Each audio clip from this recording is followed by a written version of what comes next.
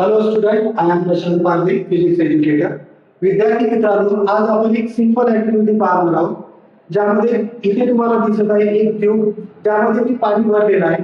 आता यामध्ये जर आपण ऑब्झर्व केलं की या ट्यूबच्या दोन्ही एंड सारख्या हाईटला ठेवल्या, तर आपण पाहिलं तर या दोन्ही साईड मध्ये लिक्विड लेवल एक सारखी आपल्याला दिसत आहे.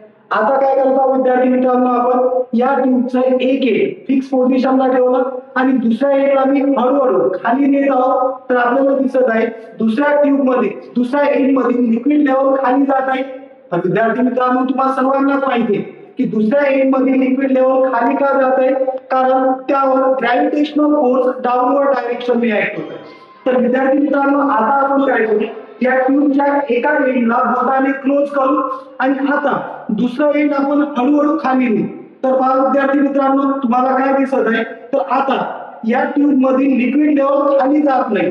तर विद्यार्थी मित्रांनो, तुम्हाला कमेंट सेक्शन मध्ये हेच मला सांगायचं आहे की आता या ट्यूब मधील लिक्विड लेवल खाली का जात नाही. हे आन्सर तुम्ही मला कमेंट करून सांगायचं आहे. आणि अशा प्रकारचे व्हिडिओ पाहण्याकरता या व्हिडिओला लाईक आणि सबस्क्राईब करा. Thank you very much.